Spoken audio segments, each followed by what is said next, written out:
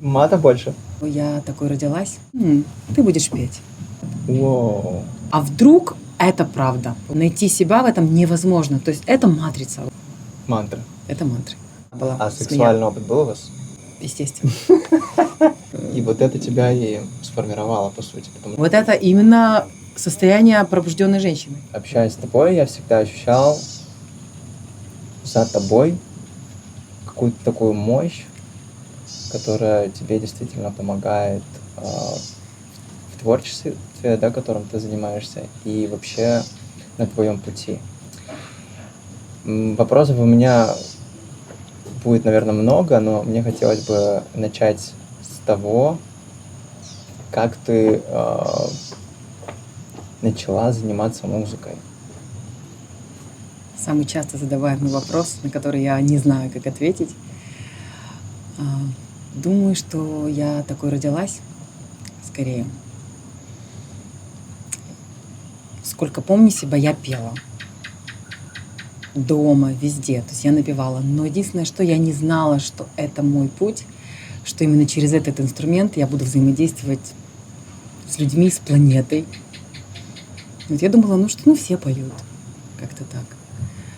То есть у меня никогда не было ни единой мысли, что это может быть таким мощным инструментом. Вот.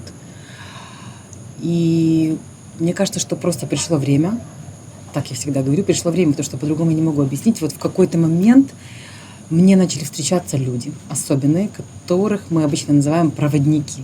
Они нас проводят. Он уже там был, он эту тропу знает, и он говорит: идем за мной, я тебе покажу путь. Вот такие вот люди, да, которые показывают как-то. Кто это был? Кто тебе показал? Это был один из моих друзей, он обучает медитациям. Он просто посмотрел на меня вот так вот, смотря мне в глаза, и сказал: ты будешь петь. Это было так.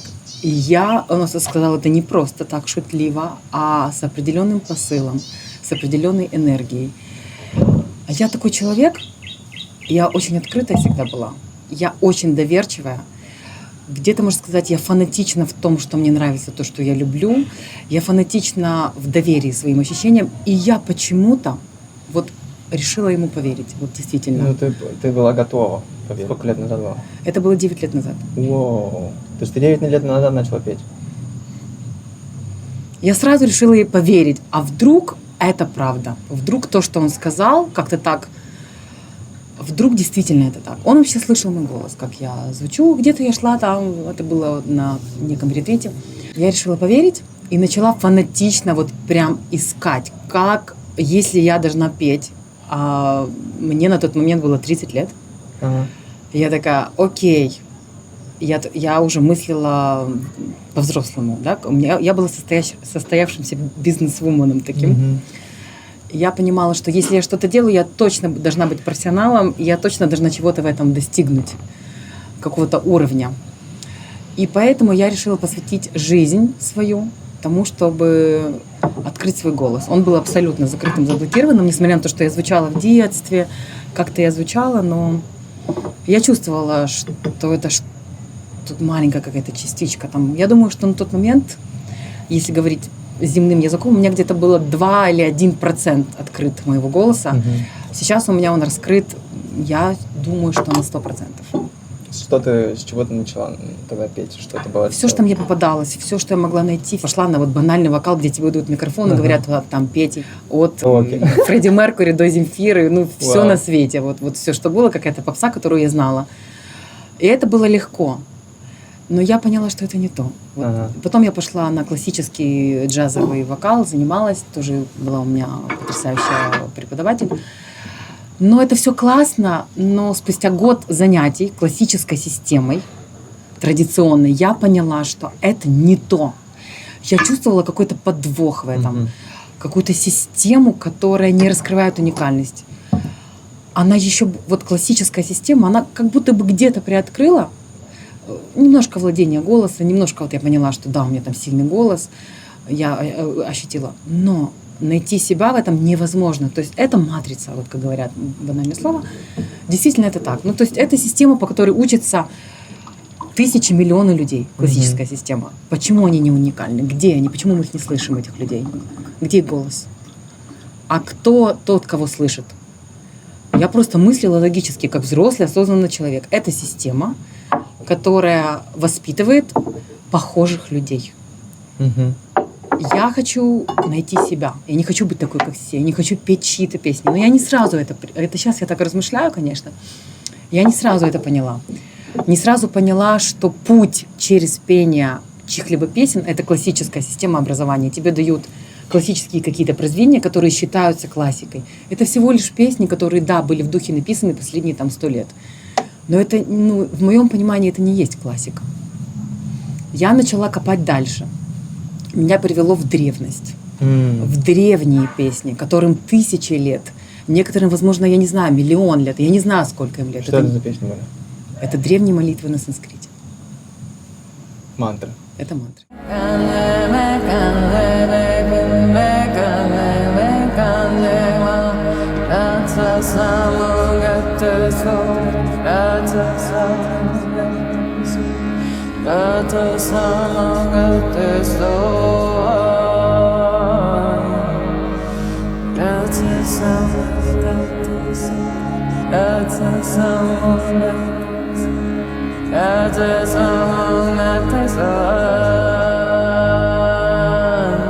Сколько лет ты пришла к ним? Вот после обыкновенного вот этого вот?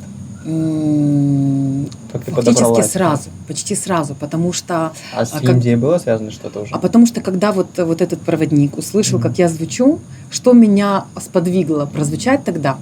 Мантра. Это была буддийская какая-то сутра открытия сердца, по-моему.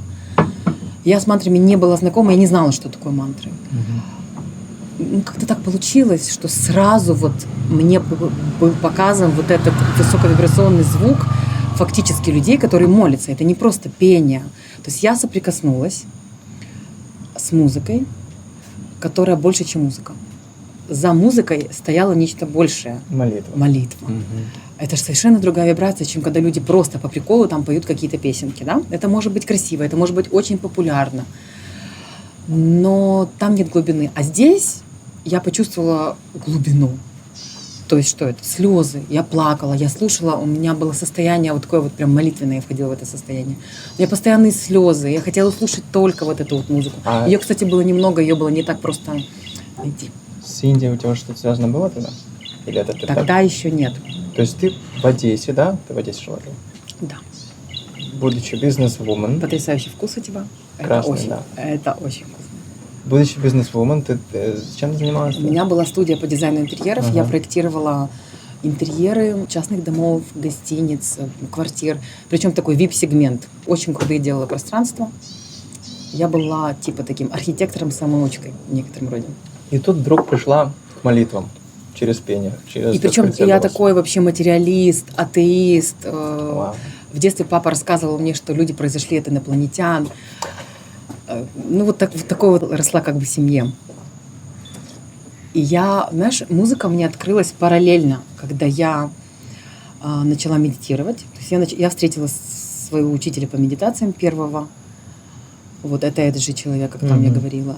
И вот как-то все началось с медитации. То есть буквально он показал мне первые техники. Я сразу вспомнила, что это такое. У меня был выход из тела. Я была настолько в шоке. Я материалист, вышла из тела. В первой же медитации фактически в своей жизни. Можно сказать, что ты не вышла, а наоборот зашла в тело? Я увидела, что есть что-то кроме тела. Ну просто, как правило, у людей, они типа вот если обыкновенный человек, он вовне смотрит. А тут ты взяла и начала погружаться в себя. Я погрузилась в себя, и я смогла наблюдать себя со стороны. Со стороны, да. Причем, на самом деле, в детстве я это испытывала очень часто. Похожее состояние фактически, когда мы засыпаем, например. Мы тоже как будто бы покидаем тело. Вот. Только это было очень наяву, очень по-настоящему. И я в буквальном смысле была реально в шоке. И у меня просто изменилось после этой первой медитации. Я поняла, что есть что-то больше, мне хочется, хочу еще практиковать. Помнишь первые мантры свои вообще, как ты начинала вот это вот? Что это было для тебя? Какие мантры это были и какие состояния ты ловила тогда? Все, что я могла в интернете найти, я это пела. Просто читала какие мантры были, неважно. Я слышала санскрит, и это было мне до боли знакомо. Первая самая мантра, возможно, это была Гайатри мантра. А что значит?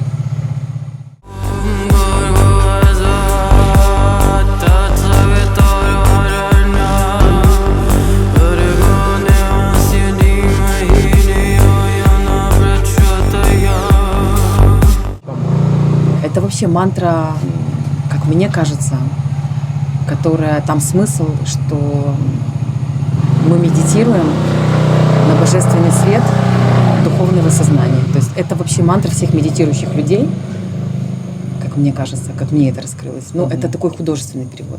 Вообще, как говорит один из моих учителей, невозможно перевести мантры. То есть когда потом уже позже, когда я встретила еще одного из своих мощных учителей, он говорит, что к каждой мантре можно написать книгу, и даже в этой книге невозможно будет описать смысл. То есть настолько это глубоко, это значение, чтобы его полностью понять. То есть это как целая книга под каждую мантру. Вот настолько это глубоко. Поэтому, когда он мне это сказал, я вообще расслабилась и поняла, что все, что пишется в интернете, это некий кусочек информации. Для того, чтобы глубже понять, надо ее петь, и надо ее читать, надо с ней звучать. Тогда что это придет изнутри.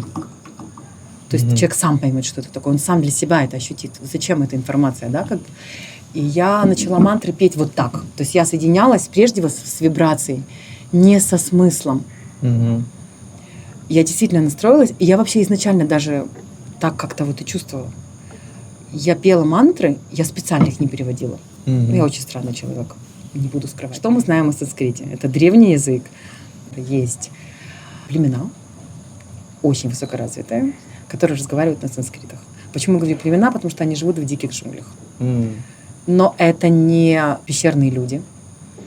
Это очень высокого сознания люди, если они говорят на санскрите. Представляешь, мы поем мантры, что мы чувствуем, просто одну фразу пропевая. А люди, которые говорят на этом языке, читают на этом языке, какие они коды могут интегрировать в свое сознание, в свою энергию. Это очень мощно. Вот для меня это как без книг, без знаний. Вот если ты ничего о себе не знаешь, а сейчас люди о себе ничего не знают. Мы не знаем, кто мы. Мы можем только вспомнить. Я лично так чувствую. Мы вспоминаем сейчас, кто мы. Вот. И санскрит — это тот язык, который хранит эти вибрации. Потому что в каждом слове есть звуковые вот эти коды. И когда мы просто его произносим, мы просто вспоминаем на уровне ДНК. Я уверена, что в будущем ученые это как-то докажут, потому что для меня это настолько очевидно. Вот просто очень очевидно. А про что в целом вот это песнопение мантры для тебя? Зачем ты это Это делала? вибрация. Это определенная вибрация. И, во-первых, на тот момент, когда я начала их петь, мне кажется, это был единственный способ так быстро выйти в те вибрации, в которые я вышла. Но каждый раз на Земле нам открываются все новые и новые инструменты. То есть неизвестно, как люди будут в это же самое состояние входить, например, через 20 лет, через 100. Соединенности со своей душой. Соединенность со своей душой. Это твоя как бы цель. Потому что душа — это как частичка Бога. Вот, соединяясь со своей душой, с духом, который привязан к этому телу конкретному. Вот, это некая духовная сила, которая ведет каждого человека. Вот. А человек, который осознал, что его ведет эта духовная сила, привлекает энергию своей души в эту жизнь. То есть он... I'm sorry to disturb. Yes. Can you repeat this? Because I need to close the system earlier. Like this? Yes. Давай. Что мешает нам соединиться с душой? Низкие вибрации.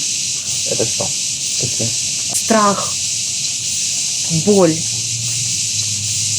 от каких-то страданий, осуждение себя, осуждение других,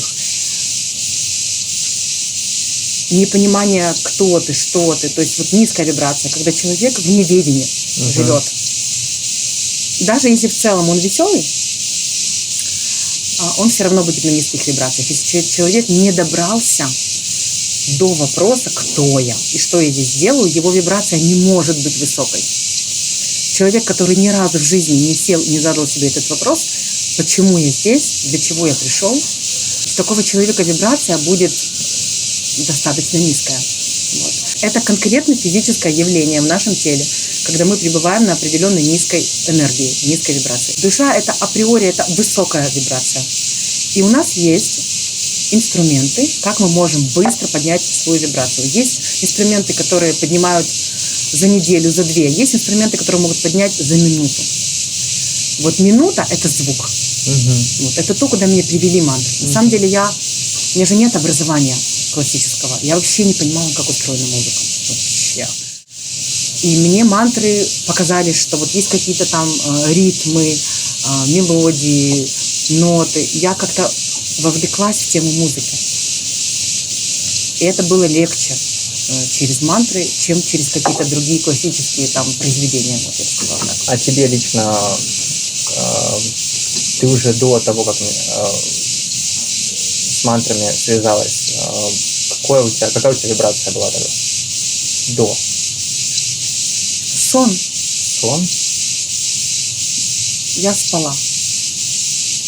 То есть вот это все время, пока я спала, я не знаю, как я вообще дожила до 30 лет вот в этом сне. И что, и какие у тебя изменения произошли после того, как ты с мантрами стала взаимодействовать? А я начала слышать очень сильно вот некие подсказки изнутри себя. То есть я соединилась с собой и начала получать некие подсказки свыше, можно так сказать. Я пела мантры каждый день, несколько лет. Причем почти что каждый раз, когда я садилась их петь, у меня шли слезы. Кстати, как понять, что твои вибрации повышаются? Идут слезы. Не надо бояться слез. Это очень круто. Если идут слезы, причем без причины, ты реально не понимаешь, чего плачу. Ты слышишь какую-то мелодию, ты плачешь. Вот это прям такие... Это значит, что повышается вибрация. Все просто. Вот сейчас люди мне пишут на YouTube, каждый день сотни комментариев, и не успеваю их читать. Постоянный, самый частый комментарий, что происходит, я реву. Я реву, у меня слезы, что это? То есть люди испытывают сейчас то, что я когда-то чувствовала, когда я тоже когда-то открылась музыке, открылась вибрации, звуку открылась, и он начал меня повышать мои вибрации. Вот. В Индию ты попала. Что у тебя происходило в Индии? Встретила своего учителя на второй день, можно сказать, на первый. Мне тогда показали, я спросила у Вселенной, в какие даты мне лететь. И мне показывают лицо человека. Я звоню. Это, кстати, был мой первый учитель медитации. Я говорю: Костя, в какие даты мне лететь? Мне что-то тут тебя показывают. Мне в Индию надо, меня зовут в Индию. Ты случайно не едешь? Он говорит: еду. Вот в такую-то дату буду в таком-то ашраме. Я говорю: а можно я приеду в эти же даты, в этот же день, потому что я никого не знаю в Индию, мне надо куда-то приехать. Где это было? Куда? Ришикеш. Я приезжаю туда, и уже был полный зал. Я захожу, опоздала на медитацию утреннюю. Я захожу, все медитируют, и учитель, тот, который в ашраме был, он показывает: садись в первый ряд, а там одни монахи сидят. А я на тот момент уже 3 года была в таких состояниях высоковибрационных, то есть мало с людьми общалась, у меня не было ни с кем отношений. Я медитировала, я пела, я звучала. Я даже начала давать какие-то маленькие такие... звучала для людей. Небольшие такие медитации делала. Только-только начинала. Меня посадили, а справа от меня сидел мой учитель. Его пригласили побыть в ашраме, просто как приглашенный гость. И все. Что за ашрам? Что за направление? Куда я попала? Это был ашрам крия-йоги в Ришикеше. Мое первое место, где меня так прям обучали техникам пранаям таким глубоким. Сколько ты пробыла там? Я там пробыла 3 дня, потому что этот человек, мы потом случайно встретились в этом ашраме, я шла по коридору, была открытая дверь, и у меня просто остановились ноги. Вот просто у меня онемели ноги. Я шла, и меня просто вот все. И я вот так вот смотрю, какой-то монах в оранжевых одеяниях что-то ищет в комнате своей. И я не знаю, я просто вот так встала, я просто вот так стою. И я не могу двинуться с места. Я не видела, кто это. Он обернулся, оказался это тот монах, который сидел рядом со мной в зале для медитации. Это был человек, который жил в диких джунглях. Ну, он меня узнал сразу же. Вот. И произошел очень мистический опыт с ним в медитации. Он говорит, я тебе покажу, кто ты. И он такой, ты вообще знаешь, кто ты? Я говорю, в смысле? И он был моим проводником следующим, как бы на моем пути. У меня всегда были проводники. Вот, то есть я никогда бы не дошла сюда, если бы я не встретила этих людей, но есть ключик такой. Я не хотела их встретить.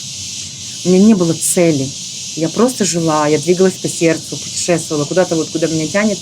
У меня не было цели как-то духовно продвинуться, чего-то там прям достичь. Я просто вот как бы была, вот делала то, что люблю. Поэтому... Какой опыт ты получила с учителем? Что это было? Сколько времени? Он позвал меня жить с ним в дикие джунгли. Он сказал, я живу на дереве.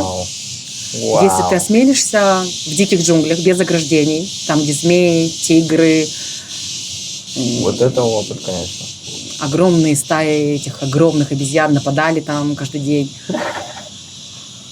А он сказал, что если ты не испугаешься и поедешь со мной, я обучу тебя всему, что я знаю. И ты что, вы там на дереве, на ветках жили, что ли? А там была маленькая хижина, единственная была постройка, в которой когда-то паслись коровы. И мы там спали. Сколько так? 1,5 месяца. Потому что было холодно. Если бы было... Ну, как раз в тот период по ночам было холодно.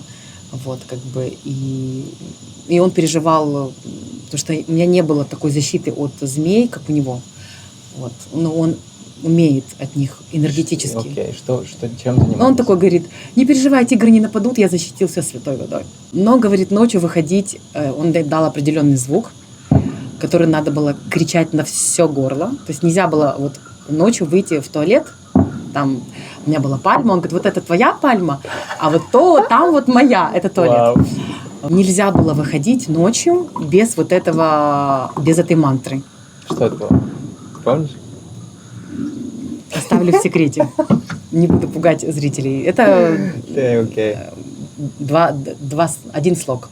Ага. Вот, ну, такая коротенький звук, который надо было кричать, когда ты вот взаимодействуешь ночью с этим диким миром. Пугать всех. Вот. Чем занимались? Это прям как капец. Конечно. Но это было уникально, потому что дети постоянно прибегали из соседних деревень посмотреть на меня. Типа, что это за женщина, которая живет с монахом в джунглях? Ну, то есть никто. Он вообще занимался целительством.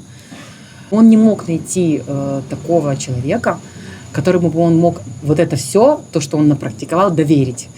Он сказал, что я тот человек, которому он это может доверить. У нас была в практике динамическая часть и была часть статическая, если так говорить. Обязательно.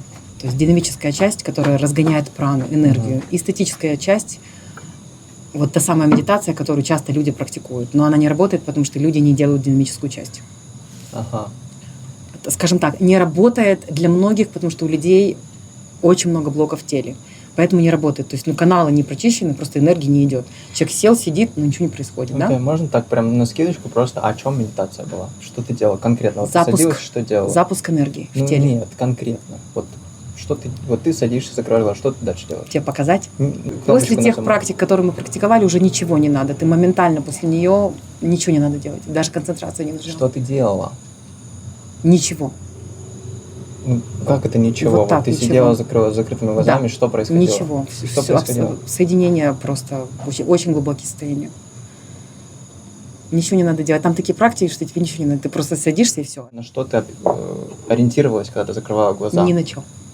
Ну и что? Где-то что-то не бывает такого медитации Бывает. ни о чем. Нет. Ты здесь, и у тебя есть дыхание хотя бы. Уже это что-то. Это по-другому. Там Как? другая система. Ну, по-другому немножко. Ничего не надо делать, я же тебе говорю. Ну ты же не можешь не дышать. Это было обучение, ты так же не надо. дышать не можешь? Я дышала. Ну вот. Главное правило было не двигаться. Окей. Ни малейшего движения, даже миллиметр. Мгм. Ни веки, ни язык, ни пальцы на руках, ни поправить, ни почесаться. Просто каменная глыба, все. Никаких движений. Ты увидишь, какое будет состояние. Люди немножко шевелятся, Мгм. и у них не получается войти в медитацию, вот в эту ту самую соединение с духом. Вот основной ключ был вот эта прана, которую мы запустили, то есть система. У меня есть видеоуроки на эту тему. Кто хочет, пожалуйста, я этим делюсь. Эти техники я передаю на живых ретритах, и у меня есть видео. Если это мои ученики, которые со мной занимаются, они могут это видео приобрести. Вот Там есть эти техники. после этого опыта, как повлиял этот опыт на твою музыку, на твою вот карьеру, так сказать, музыкальную артиста? Это было такое влияние с вообще? учителем, знаешь, что он сказал? Было такое, когда я уже уезжала. Он сказал: все, теперь твоя жизнь изменится на до и после. Я не совсем понимала. Я не могла даже ему поверить. Вот. Но что произошло с ним, с этим учителем, я всей душой люблю его, и это будет до последнего моего вздоха в этой жизни. Без него бы моя эволюция не случилась. Он помог мне войти в аскезы, во-первых, правильным образом. То есть я бы никогда сама не решилась войти в аскетичный образ жизни. Мгм. Вот люди пытаются от ума это делать, а оно не будет работать. В моем случае я вообще не хотела. Он просто сказал: так, все надо. Не принимается, не хочу, не готова. Будешь, все. То есть он был очень со мной жестким. Мгм. Он говорит: к тебе будет просто приходить очень много людей за исцелением. Вот. Для меня это было: откуда, кто будет ко мне приходить. И он сказал тогда: все, а теперь с этого момента вся твоя жизнь ты должна проводить ретриты. И все. Больше ничем не занимайся. Заверши все свои бизнесы, все. Я такая: в смысле? И он мне дал задание. Я очень благодарна ему за это. Он увидел, где у меня есть в материальном плане, где было несовершенно у меня. Мгм. В моей материальной жизни. Он сказал: так, здесь тебе надо выплатить до конца квартиру. У меня там была в кредите. Я немножко не довыплатила. Так, тебе надо вот здесь делать, вот здесь. Вот. И он говорит: ты не сможешь практиковать такие практики, если у тебя не будет стабильная материя. Ну, и не закрыто там. Не закрыто. То есть, так, и улетай, всякие все, дыры, тебе да? пора уезжать. Мгм. Все, ты не можешь больше со мной. Я тебе все передал. Дальше ты должна сделать свою жизнь стабильной материально. Мгм. Вот здесь, вот здесь, вот здесь. И для меня это было такое: ого, сколько заданий. И параллельно он говорит: делай ретриты. Мгм. Один за другим, каждый день. Я говорю: каждый день не смогу делать ретрит. Excuse me, can you bring hot water because it's not hot? Я обучала медитации. Людей. Да, обучала То, людей что вот ты медитировать. переняла, да, ты... Все, чему он меня научил, и вот начали ко мне, мне начали детей приводить, которые Водиться. не ходят там, да, Вернулась. да, Вау. а они исцелялись в этом поле. Тебе Я домой ничего- прям, что ли? Домой, да. Домой прям приводили ко мне, звонили, Исцелитель. писали Вот это на мощь. ретриты, на практики. Прям много людей приходило разных. А формат твоего вообще лайфстайла какой был тогда? Я очень аскетично жила, очень. Окей. Очень аскетично. Окей. Но все думали, что я сошла с ума даже где-то. Это сколько продолжалось времени? 2 года где-то так меня считали не совсем в себе. Служение можно назвать это, да? Да, я была, можно сказать, в служении, и в мое поле попадали такие потрясающие люди. И я даже потом, это были девушки, я позволяла им жить у себя дома. Ага, Вот. вау. И со мной начали жить мои ученицы, которые хотели у меня учиться. М. Я много чего прошла. Сейчас, когда люди на меня смотрят, они, может быть, где-то не понимают меня. Но если бы они знали весь мой путь, то все, я где-то частично делюсь, но не могу рассказать всего, потому что, в принципе, это не важно. Вот что я поняла в какой-то момент. Вот у меня был путь. Он был длинный, вот было вот это, было вот это, было вот это. Но потом я пришла вот в эту вот точку. И в этой точке уже весь этот опыт наработан мной. И вот я сейчас вот такая, какая я есть. У меня есть определенная энергия, вибрация, состояние, какие-то понимания. И вот сейчас я могу вот этим всем поделиться через музыку. Мгм. Без ретритов, Мгм. без практик, без медитаций. И это будет работать, если человек настроен на эту вибрацию, на меня, можно сказать. Я ему импонирую. Он меня чувствует, он просто включает трек на YouTube в бесплатном доступе, 1 000 000 моей музыки. И для него это будет работать. И он сразу же, без вот этого пути, который был у меня, попадает в состояние, к которому я пришла. То есть я сейчас через вибрации звука, звуковой волны, через голос, через мои инструменты могу вот этим всем, что у меня было, поделиться за секунды. Как будто некие силы ведут. Ну, когда такие люди, которых я Ну, вот. считаю очень значимыми на нашей планете, такое мне говорят, конечно же, это меня, естественно, поддерживает очень сильно. А ты помнишь, когда ты вернулась назад, что тебя еще вот так поддерживало? А каждый раз, когда у меня было состояние такое вот я спускалась в эти низкие вибрации, мне учитель звонил. Он мне мог раз в полгода позвонить, но в тот момент, когда он был мне нужен, только попрошу, чтобы он позвонил мне, что ты мне нужен, мне поддержи, мне так вот тяжело. И он звонит. Просто он в камеру. Мы вообще, знаешь, как с ним общались? Мы не разговаривали. Он звонил, просто я ставила камеру, и мы смотрели вот так. И все. И мы так могли час просидеть. Мы никогда не разговаривали словами. Ну или смеялись. У нас практика такая была. А сексуальный опыт был у вас? Был опыт передачи определенных тантрических практик. Ну, это мощно, конечно. И вот это тебя и сформировало, по сути, потому что это не на сексуальных, как бы. Нет, конечно же. Это конечно же, это не передается на сексуальных энергиях, это невозможно. Вау. И когда ты была с ним? Что это за состояние было? Ну, это высоковибрационное состояние. Это очень присутствие. То, что я не смогла бы, наверное, туда сама прийти. Вот это оно приходит через проводников. Вот. Можешь вспомнить какой-то из дней, когда тебя прям шандарахнуло этим состоянием? Что это было? Ну, вообще мне тогда сказал, что его цель — показать мне, это называется в йоге самадхи. Угу. Он говорит, ты не уедешь, пока я тебе это не покажу. Понимаешь, через медитацию. Люди ищут это состояние через грибы, айваску и так далее. Да, это возможно, но получить это состояние самостоятельно через свое собственное дыхание, условно присутствие, практику, это совершенно другое. Это совершенно другое. И вот он мне показал путь к такому глубинному присутствию, космическому просто, я бы сказала. Вот космическому слову это, наверное, подойдет, потому что в этом состоянии я себя чувствовала песчинкой, которая просто вот так вот летит в космосе. Вот. Ну, были такие состояния особенные. И когда ты этот вкус ощущаешь, ты его никогда не забудешь. И ты всю жизнь захочешь туда вернуться или сохранить его, чтобы оно периодически происходило, вот это соединение.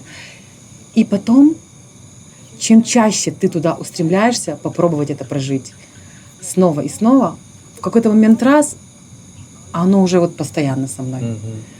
Ну, может, не в таких прям красках, но в целом присутствует постоянно, почти вот всегда. И если это состояние уходит, я понимаю, что это ненормально. Вообще человек может постоянно быть... И бывает, конечно, перекосы, мы живые, но в целом мы можем быть постоянно в радости, мы можем быть в блаженстве, мы можем быть в чистоте, мы можем доверять. Состояние доверия людям, Вселенной, себе, всем. Это состояние можно его достичь. Вот. С помощью медитации? Или слушания такой музыки, что это? Ты знаешь, я могу сказать так. Прикоснуться к этому состоянию можно и без медитации.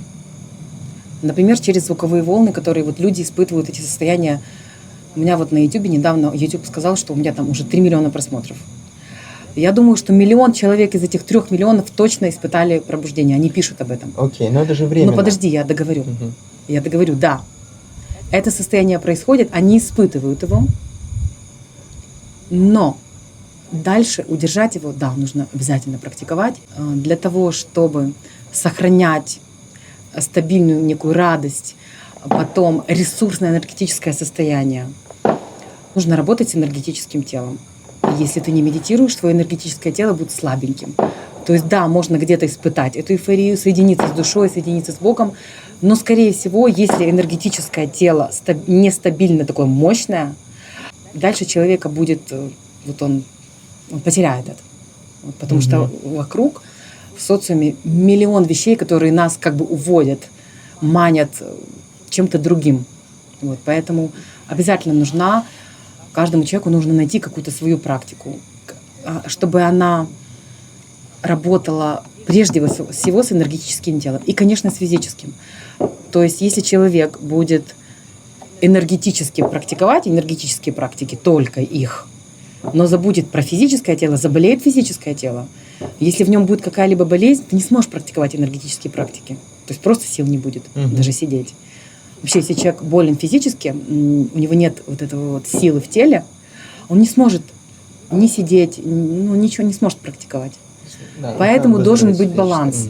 В этом плане вот те техники, которые я показываю людям, они одновременно тренируют физику и энергию. В этом уникальность. Тех техник, которые я предлагаю людям. И это, кстати, часть моего обучения голосу, звуку. Без этого невозможно раскрыть голос, если мы говорим, я не знаю, может, не все знают, да, что я помогаю людям раскрыть вот этот звук. И это невозможно сделать, если не поработать с телом и с энергией. Это нереально. Тот голос, который я наработала, которым я звучу, то, как я взаимодействую с вибрациями своего голоса, это следствие моей практики. И просто, если начну делать звуковые практики, то есть вот люди ходят на вокал. Почему это не работает? Потому что это просто работа со связками. Это просто вот с этой мышцей работай, все. Представь, как это ограничено. Кстати, на мое обучение часто приходят преподаватели вузов музыкальных. Да, представляешь, когда это началось, я такая, ух ты, то есть они это начнут нести в школу детям. В чем различие, в чем отличие твоего и их? Первое. В моей системе нету некрасивого звучания. То есть, не бывает человека, который некрасиво звучит. В институтах музыкальных там есть шкала. О, ты не в ноту поешь. О, вот здесь у тебя слуха нет. Или что-то еще такое. То есть это очень примитивно. В моем понимании нет такого. Каждый человек звучит. По рождению мы есть звуковая волна, если посмотреть тоньше. Мы разговариваем. Это же вибрация звука. Что разве можно сказать, у тебя некрасивый какой-то голос, ты как-то разговариваешь некрасиво. Как он разговаривает, человек так и разговаривает. Это способность говорить. Но, кстати, да, если человек не принимает то, как он разговаривает, ему, скорее всего, надо пойти ко мне на мой курс. Это в целом вообще не принятие себя? Это значит блок. Вот здесь как бы блок. Да. И человек не принимает свой голос, потому что, правильно, он чувствует что-то не то. Я могу как-то по-другому, а как он не знает. То есть это человек, который чувствует свой потенциал, не знает, как раскрыть. То есть в моей системе нету таких людей, которые... Я их всех, во-первых, принимаю такими, какие они есть. Даже просто это, когда человек оказывается в поле на обучении, тысячи, сотни людей, которые принимают тебя таким, какой есть, как ты звучишь. Вот. Это очень помогает раскрыться. Мое обучение, которое я даю, это не просто техники, это энергия в том числе. Я передаю определенную энергию. Вот я же говорила, да, вот куда я пришла в какую-то точку, и вот здесь есть уже энергия определенная. Вот все, кто со мной соприкасаются, они никогда уже не будут прежними. Это так вот тут работает. Просто люди иногда начинают петь, когда они просто рядом со мной сидят, начинают петь. У меня такое вот энергетическое поле, можно сказать. И на самом деле это офигенно, когда человек рядом со мной начинает звучать, а я ничего для этого не сделала. И на самом деле таких людей сейчас очень много. Они слушают мою музыку, начинают петь. Хотя я им не предлагала петь. Они просто слушают это музыку, и они пишут в комментариях, я начала звучать, я стала перед зеркалом, хотя я не говорила им этого. Это так работает. Это такие звуки, которые помогают людям вот расслабиться и зазвучать. Вот кто захочет раскрыть весь свой потенциал, здесь без практики невозможно это сделать. Какой? Те, которых я обучаю. Они у меня есть на курсе. Медитационные, крия, да, вот это все? Крии голоса, крии звука. Это моя методика. Мне часть, что-то мне передали учителя мои за мой долгий путь. То есть крия голоса ты смиксовала практически вот эту часть духовности с открытием голоса, со звучанием. Можно и так сказать. Вау. Земным языком. Прикольно. Все соединилось, все переплелось. И я раскрыла свой голос. Я поняла, блин, мне начали говорить люди, как ты так звучишь? То есть, понимаешь, люди начали приходить, они в шоке от того, как я звучу. Вот. Это люди мне подсветили. Я бы сама, наверное, не осознала. Постоянно провожу сессии для людей. И на самом деле мои ролики на YouTube, 90% роликов на YouTube, это я кому-то звучала. Кто-то попросил, пришел ко мне на индивидуальную сессию. Человек попросил, чтобы я подняла ему вибрации. Попросил переход души, понимаешь, осуществить. Вот есть люди, они как будто бы знают, что есть что-то большее, как туда дойти нельзя. Вот это как будто, если представить купол такой стеклянный над человеком, вот он мешает. Они видят через это стекло, мне туда, но он мешает, они пробить его не могут. А вот звук, который я даю, это стекло просто рассыпается. И они сразу же, вот эволюция происходит, могут пройти туда дальше. Кроме мантр, у тебя звучание, да, вот конкретно твое вот есть. О чем это вообще? Как ты, откуда оно взялось? Именно звучание. Я не знаю, откуда голоса. Я взялась, откуда ты взялся, оттуда же, из того же источника. Откуда ты его берешь, когда ты просто звучишь? Оттуда же, откуда ты взял желание записать со мной интервью. Откуда ты взял это желание? Почему ты захотел записать? Откуда это желание? Вот откуда оно взялось? Ладно, тогда на что вот ты настраиваешься, когда что ты не ответил мне на вопрос? Давай, откуда? На что ты настраиваешься? Кто сказал тебе интервью записать? Всевышний. На что ты настраиваешься, когда ты звучишь? Ни на что. У тебя голос, я слушал, это иногда это прям, я ощущаю вот это вот прям планету Земля, как будто она вся проявляется через тебя. Иногда это я космическое могла так сказать, что-то. Звук, это как продолжение меня. Какой бы привести пример? Вот, например, отношения мужчина-женщина. Занятие любовью – это что? Это продолжение их каждодневных отношений с утра до вечера. Вот то, какое у них отношение друг с другом, вот так они будут заниматься любовью. Если они ссорятся с утра до вечера, если он ее там унижает, или она его критикует, или что-то еще такое, понимаешь? Или кто-то кому-то изменяет, там, я не знаю, вот возьмем, да, вот какие-то деструктивные сценарии в отношениях. У них получится божественная тантра? Никогда. Потому что это следствие, это продолжение. Также в звуке. Мой звук – это продолжение меня. Вот то, какая я есть. Реально, вот утром, вечером, как я общаюсь с людьми, как я отношусь к жизни. Все, вот что я наработала. Мои практики, мои правила, мои ценности нерушимые. Вот то, как я ощущаю свою жизнь. Потом в звуке это все видно. Это все транслируется. Вот я называю свою музыку ченнелинг. Почему? Потому что это всегда, это просто я отдаюсь Вселенной. Я ничего никого конкретно не визуализирую, я ничего не хочу, мне ничего не надо. Я просто буду звучать напрямую вот во Вселенную. Все. Мне ничего не надо. Главное, да, то есть как бы я просто это делаю, я хочу. Мне нравится это. Мне это приятно. Я звучу, я чувствую, что вот что-то вот через меня идет такое вот. Звук идет. Вот звук, вот какой он будет, я не знаю. Я его не загадываю. Высокий, низкий, такой звук. А какой будет идти, такой будет идти. Я принимаю все, что сейчас будет через меня проявляться. И насколько ты работаешь со своим вот этим чистым каналом, так оно будет и проявляться. То есть еще выше можно и выше очищать. Ну, это все ощущается физически. Вот я человек. Физически. Да, вот я когда начинаю звучать, какой-то вот прям хоп, и все, я в звуке. Я как бы жила, вот делала ретриты, но вот всегда вот музыка была.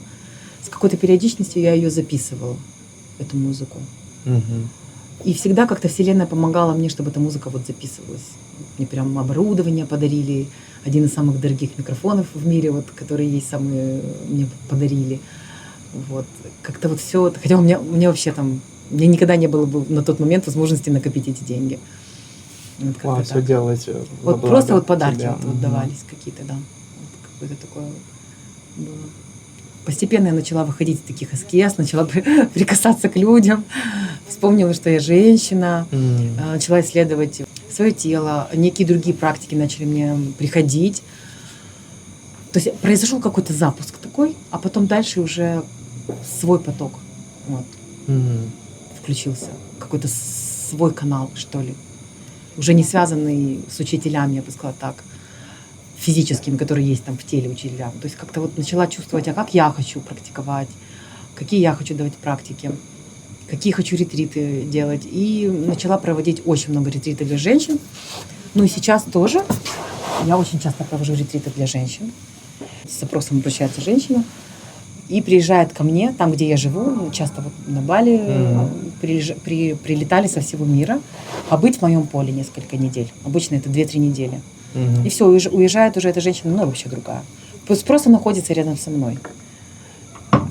У нее все менялось, все трансформировалось. Там есть определенный энергообмен. Это должны быть готовые к этому женщины, которые чувствуют, могу принимать вот в свое поле таких вот. А бывают групповые ретриты. Приходит тот формат, который сейчас нужно сделать. Вот. Какие форматы есть? Ну вот что именно, ключ какой в твоих ретритах, когда с тобой человек остается? Ну, есть формат, когда я помогаю раскрыть голос людям. То есть это ретриты активации голоса. Это могут быть 5-дневный ретрит. Вот. Меня могут пригласить в какую-то страну, я полечу, там проведу мастер-класс звуковой. Сейчас уже, конечно, концерты больше большие. Я провожу активации в рамках концерта. Вот люди пришли на концерт. Я вот для этих всех сотен людей провожу активацию голоса прямо на концерте. То есть после концерта все уходят уже с активированным голосом. То есть они начинают петь, что ли? Да. Вау. На концерте я эти практики даю. Вот, да. Вау. А ретриты — это более такие, знаешь, интимные, малокомплектные группы. Всегда присутствует элемент соединения, во-первых, с природой. То есть это всегда вместе силы, ретрит. И мы много практикуем, много медитируем, звучим, поем.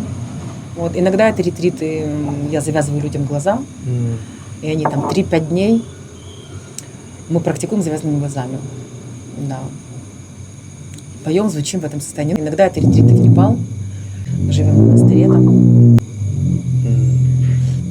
Да, еще я знаю, что у тебя связана твоя музыка и вообще тебе нравится чаша. Можно эту тему затронуть? Ой, это самая интересная тема. Что для тебя значит чаша? Вообще, как они начали у тебя появляться в твоей жизни? О чем это? Почему чаша? Вот я вот сейчас могу сказать, спустя столько лет, я могу сказать такую вещь, что тибетские чаши — это самый высоковибрационный музыкальный инструмент на нашей планете. Это первое. Второе.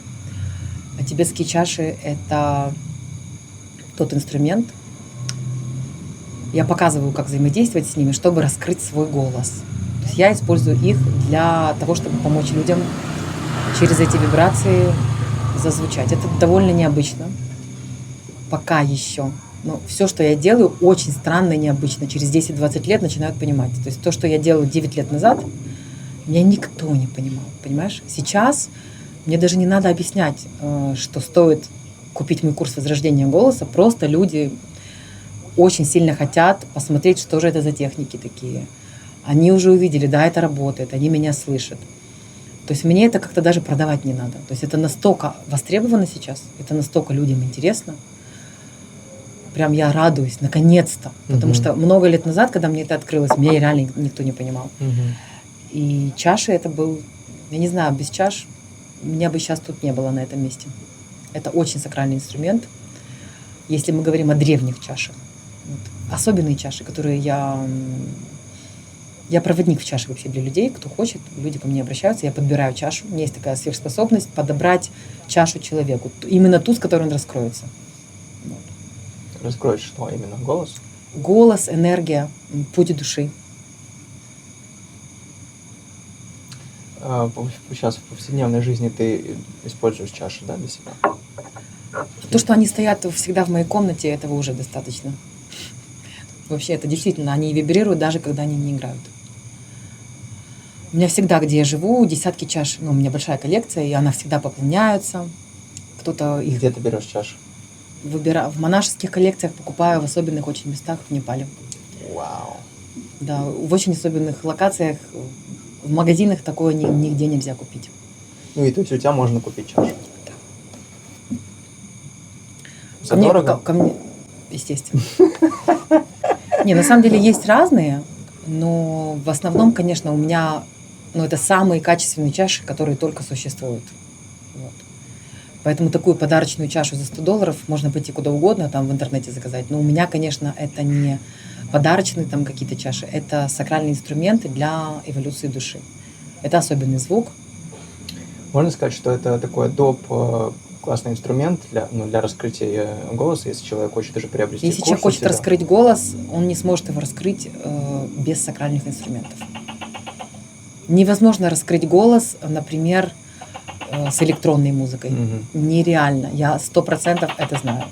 А голос раскрывается только вместе с сакральным звуком. То есть это какие-то должны быть живые инструменты. Живые, желательно древние. Ну, то есть мы можем прям конкретно говорить, человеку дать понять, если он хочет раскрыть голос, то классно ему иметь чашу, там, и твой курс, к примеру. Правильно? Ну, я все-таки рекомендовала бы покупать после прохождения курса, Да. чтобы понять, чаша тибетская должна подходить под объем человека. У каждого человека есть свой энергетический объем. У тибетской чаши, у любого музыкального инструмента тоже есть свой энергетический объем. А должно совпасть. То есть, Как если ты это человек определяешь? я вижу. Это объем чаши? Объем чаши, звук определенный. То есть, если человек мощный, а он возьмет себе слабенькую чашу, не сработает. Слабенькую это что, маленькую? Не обязательно. Не свой звук выберет, это не сработает. Она просто у него Как будет лежать определяешь на тумбочке. Что это? Как ты определяешь? Чувство. Это очень интересно. Это опыт, это чувствование, это видение. А объем энергии человека, как ты определяешь, первое? Такой вопрос. Никак не определяю, вижу, чувствую. Какие параметры? Какие я тебе вчера позвучала на чаше древней. Ага. Там все понятно. Вот это твой объем. Ты помнишь, как ты реагировал? Ты такой,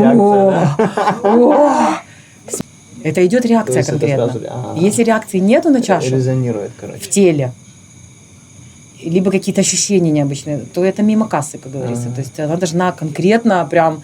человек сам как-то, наверное, к этому это, во-первых, чувствуется. Мое дело подобрать, предложить, по-моему, это твоя. Он берет... А если онлайн покупать? То же самое, неважно. В онлайне я показываю эти звуки. У меня они записаны в студии, я записываю с определенным звуком, а для того, чтобы показать максимальную вибрацию. То есть отправляю видео в профессиональном качестве человеку. Как скоро можно это купить будет эти чаши у тебя? написать мне в мой телеграм-канал «Хочу чашу», в Инстаграм. По всему миру ты можешь У меня есть отправлять? телеграм-канал. Ссылки на мой телеграм-канал есть во всех описаниях под всеми видео на YouTube. Просто люди присоединяются в мой телеграм-канал и там пишут, Рита, благодарю тебя за музыку, а вот хочу чашу. Я всем отвечаю. По всему миру можешь отправлять? Да, конечно. Сейчас делаю уже более структурно. Будет сайт, на котором это все можно будет послушать, посмотреть, выбрать. Тему концертов. Сейчас ты уже выходишь прям на эстрады, да? Какие у тебя были концерты за последнее время? Что для тебя, какую значимость вообще несет этот момент, что ты начинаешь так сейчас проявляться? Последние мои гастроли были в Нидерландах. Это были концерты в древних соборах. Мне нравится звучать в местах силы. Нравится звучать на природе, для себя. Но это никогда не для меня, потому что все равно записываю на видео, выкладываю на YouTube, это смотрят потом миллионы людей. А концерты живые, это очень ценно. Есть форматы больших концертов на больших концертных площадках, а есть форматы камерных концертов, например, с тибетскими чашами, чуть-чуть более интимно. В Амстердаме, в Маастрихте звучали. В 2 городах были. Это последние из того, что я была. Локация, интересно просто. Соборы. Почему соборы? Организаторы предлагают эту опцию. Они же меня видят, про что это духовная музыка, что она максимально духовная, которую только возможно сейчас услышать. Мне хотелось бы верить, что я знаю это, что это так работает. Соборы — это все-таки места намоленные. Это та же энергия. Поэтому очень хорошо сочетается моя музыка с соборами. Как ты думаешь, люди, которые к тебе приходят, что было у тебя в Нидерландах, что в итоге они получают, когда уходят? Каждый что-то свое. Я не спрашивала. Например? Плачут после концерта. Очень обнимают, благодарят. Очень сильно. Благодарят очень. Соединяются со своей душой. И я это когда-то тоже проживала много лет назад. Я помню, как я летала на такие концерты своих, как бы, да, кумиров. Просто видела, что в какой-то стране там концерт того, кого я вот слушала на iTunes там. Я летела, покупала билеты, летела в другой конец планеты пойти на концерт. Вот я вот такой человек. Вот представь, я летела в другую страну сходить на концерт. Как ты хотела бы проявить себя дальше?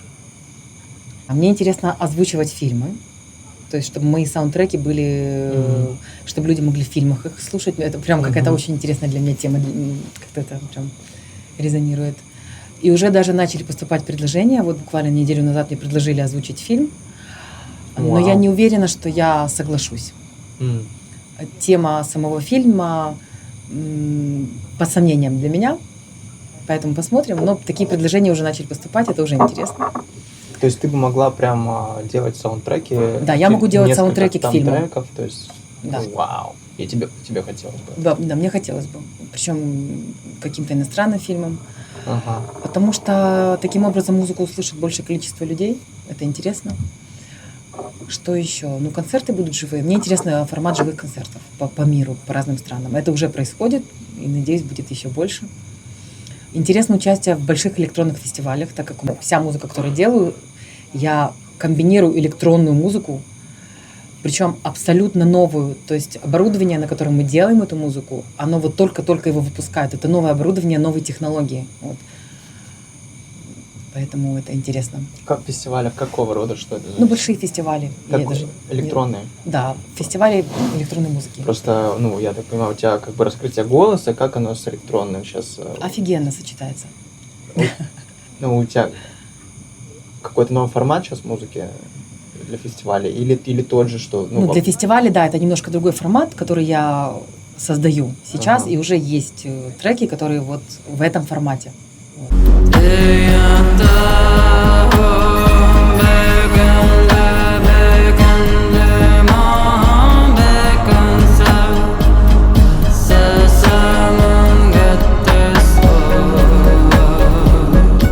Я экспериментирую постоянно, я просто постоянно экспериментирую над звуком, бесконечно.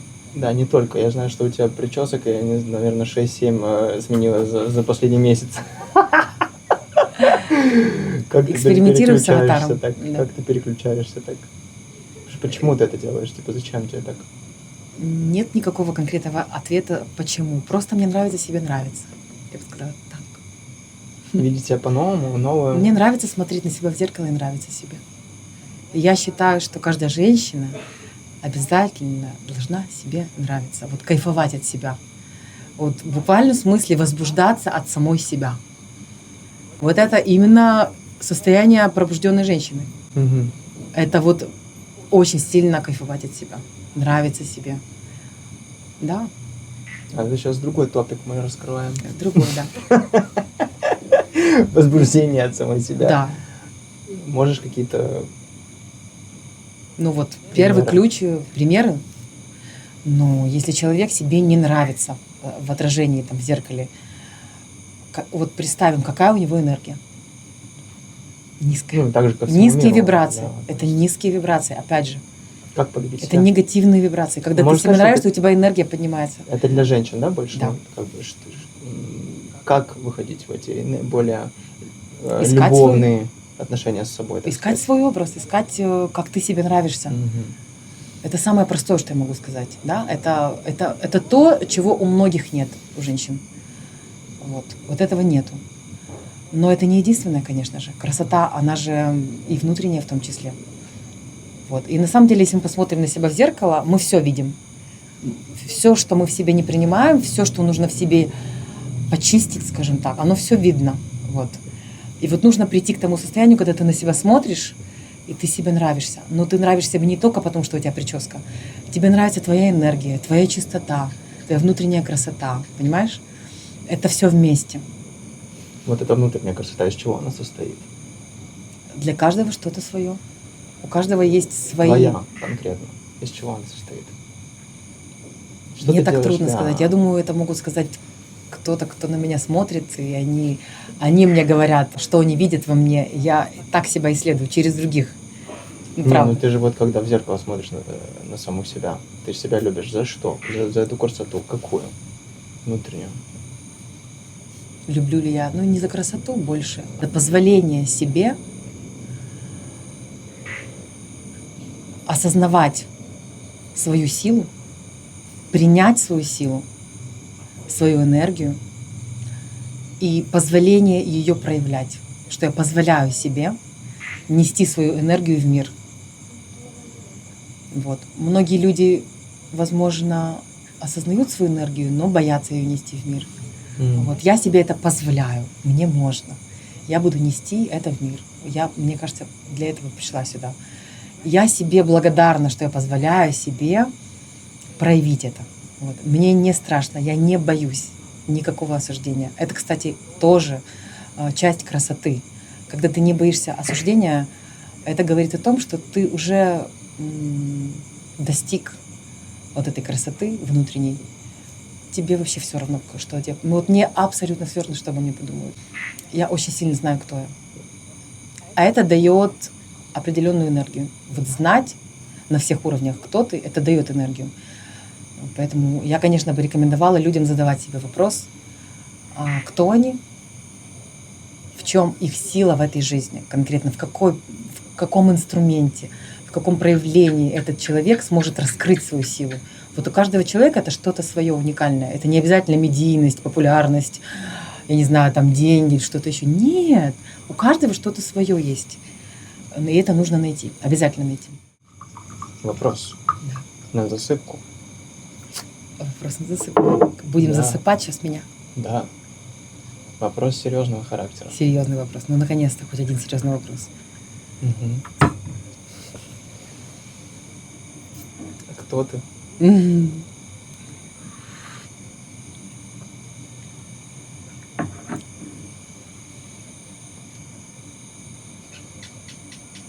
Может, оставим на следующее интервью этот вопрос? Нет, мы сейчас его раскроем. Я просто дух, проявленный через Амриту в этот раз. Я много кто. Я, кстати, не только Амрита, если что. Даже физически. Куда я добралась пока что. Я добралась до воспоминаний определенных. И я вспомнила опыты моей души, духа. Вот я вот этим себя ощущаю. Амазонкой такой. Я пришла сюда усилить свет на этой планете. Я хочу, чтобы было больше людей, которые светятся. Вот это моя задача. Вот. И я все время задаю вопрос, как я могу это сделать? Через какой инструмент? Я знаю, что я должна это сделать. Вот. Я самая счастливая, когда люди начинают светиться. Вот когда у них прям аура светится, глаза светятся. А по сути, каждый человек светится. Он просто немножко загрязнился какими-то убеждениями, представлениями, каким-то неправильным мировоззрением. И вот звук, он просто вот напрямую очищает. Просто вот эти волны и клеточки. И все. И я осознаю, что если я буду на высокой вибрации, в любви, то моя вибрация позволит им через меня людям передать послание. Причем послание без слов.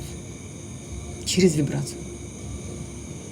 То есть я просто соединяюсь, позволяю высшим силам через меня передать высокие вибрации. Это не я передаю, через меня передают. Это и есть ченнелинг, канал. То есть я являюсь каналом. Чем более устойчив энергетический мой канал, эмоционально, ментально. То есть вот когда все в балансе, этот канал максимально чистый, не загрязненный. И тогда через него эта энергия чище передается сюда. Вопрос такой. Мы сейчас увидели часть твоего пути. Мы поняли, что ты раскрываешь соединение с душой. А в итоге, зачем все это делается? То, что ты делаешь. То, что ты сама этим занимаешься и пытаешься людям это донести. Зачем это все? Вообще я могу сказать так, я не могу это не делать. Это вот вибрация, да, зачем это все делать? Повышать вибрацию зачем? Хорошо. увеличивается количество счастья. Человек становится бесконечно счастливым каждый день. А что прикольнее, страдать или быть счастливым? Прикольно же испытывать ощущение счастья в этой жизни.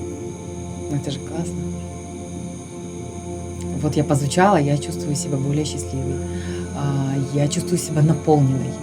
Что происходит? Ко мне притягиваются люди. Уже какие-то другие. Тоже какие-то более счастливые. Чаще более успешные, более проявленные. В мое поле входят уже другие люди. Мне предлагают какие-то интересные проекты. Меня хотят высветить, подсветить, пригласить. Улучшается качество жизни. Чем больше я работаю над чистотой своей вибрации, вот прям растет уровень жизни, у меня появляется больше свободы. Я могу проявляться, как хочет моя душа. У меня есть свобода. Но это очень круто. Это очень круто, да. Это не просто вот какая-то вибрация, это последствия этой внутренней работы вот на моей жизни. Чему я сейчас учусь? Я всегда учусь быть еще в большем доверии, еще в большем потоке. Но у меня сейчас жизни, людям, открытости, доверять, тебе доверять, например, твоим вопросам. Не спрашивать, а что ты меня будешь спрашивать? Спрашивай все, что угодно. Я открыта, я отвечу на любой вопрос. Я открыта, я честна, я искренна. Доверие. Мне очень интересно доверять. Честность тотальная, доверие. А какие у тебя сложности были? Вот что ты можешь вспомнить, с чем ты прям работала? Обман любого рода дает искажения в отношениях. Были обманы у тебя? Конечно, я не всегда принимала себя. Обман с точки зрения, что я себя как будто бы стыжусь какого-то опыта и где-то что-то не договорила. Сейчас я не все, может быть, и говорю, но это просто не нужно. Но, по сути, я довольно искренне и честна. Мне нету ничего, что бы хотела скрыть. Просто иногда какая-то информация, она просто не нужна. Вот. Но я вот учусь вот этой честности, тотальности. И я вижу плоды. То есть, чем честнее я с человеком, с любым, это дает потрясающие плоды. Это дает вот эту вот энергию в отношениях. Какие-то совместные проекты, проявления. Принимаю свои грани, свои проявления и такие. Вот у звука, например, есть звучание высокое, а есть звучание низкое. Но низкое неплохое, оно просто низкое. Это просто низкие ноты. Есть высокие ноты. То есть они же не плохие и не хорошие, это просто разные краски. И вот когда человек принимает все свои краски, что я могу и так звучать, и так звучать, и так, и так, и так, появляется принятие себя, принятие этого в других людях. Вот и все. Спасибо за твое служение миру. Это спасибо тебе за твое служение. Если бы не ты и не дождь, который сегодня почему-то закончился на целый день, сезон дождей. Я желаю, чтобы миллионы людей все больше и больше связывались с твоей музыкой и становились счастливее. И чтобы ты не переставала это делать. И чтобы ты верила и продолжала верить в твое дело. Ты делаешь, безусловно, высокочастотную, качественную штуку. Спасибо, благодарю. Да, Очень приятно.